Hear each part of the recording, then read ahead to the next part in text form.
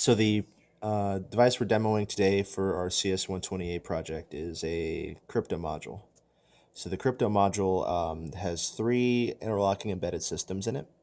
It's got two Arduino micros here and here, four interlocking embedded systems. It's got an Arduino here, Arduino Uno, and then it has an AVR up here. This is a ATmega 1284. All right. So what this system boils down to is it takes data from the SD card connected here on what I call the input side, and it writes ciphertext over here to what I call the write side. The algorithm used is reversible, so if ciphertext is placed into this end of the module on the read side, the input side, it will be reversed back to plain text. This indicator right here indicates the state, telling me that the crypto module is primed and awaiting commands from the user interface module above. So the user interface module consists of quite a few different things. Probably the most important of which is the RFID reader here, which will, when prompted with a proper RFID card, will validate that card with the AVR to ensure that the user actually is a participant in whatever the pseudo company might be.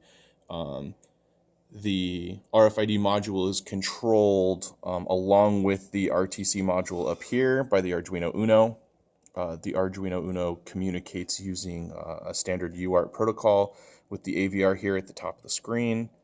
And the AVR does the bulk of the programming, interpreting both the ADC, or using two of its ADCs to interpret the joystick values from here, as well as controlling what the LCD screen does.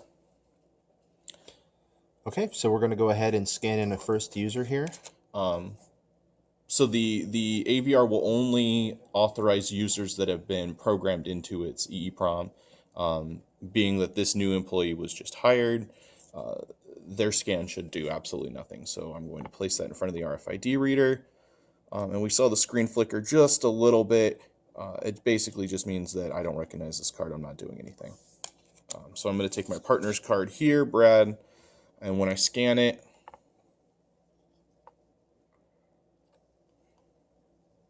we see a little bit of fidgeting to get it in there. But we see that it changes the screen and identifies him specifically. So we have a small little menu interface. If I go to the right here, only once, we'll have the employee data. It has things like his name, his title, his status, and that all comes from the AVR up here, recognizing his RFID card. I also have the option to encrypt the data and log out so that another user can come in. So when I press log out, it goes right back to scan a card. And we're going to use another user and scan that, and it recognizes me. So now what we're going to do, I'm going to go over to encrypt data, and I'm going to send a receive bit to the crypto module, letting them know that I'm ready to encrypt the data. So when we hit this encryption, this encrypt data command, what's going to happen is he's going to place a few bits here, which will feed into the crypto module. So each user has their own cipher key that is going to feed into this crypto module, so that each user is encrypting data uniquely against their own key.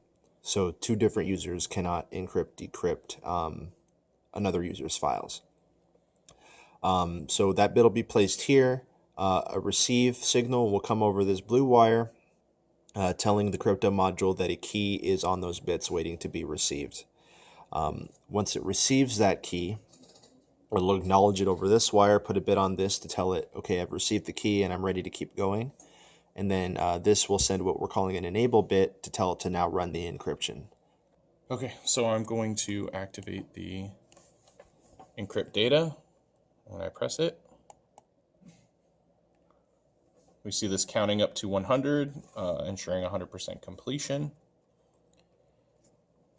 Then we're going to 444, meaning it's sending the acknowledge bit, waiting for the enable to go low. When the AVR gets the acknowledge bit low, it'll also make the enable bit low, returning it to this 1010 status.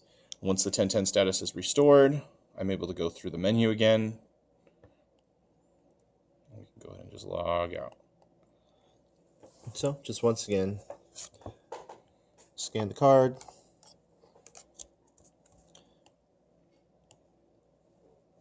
Hit the encrypt button.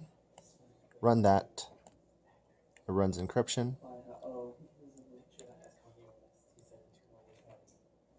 At this point, the acknowledge bit's going low, and the UE acknowledges that, disables the enable bit, and then it's initialized again for the next command.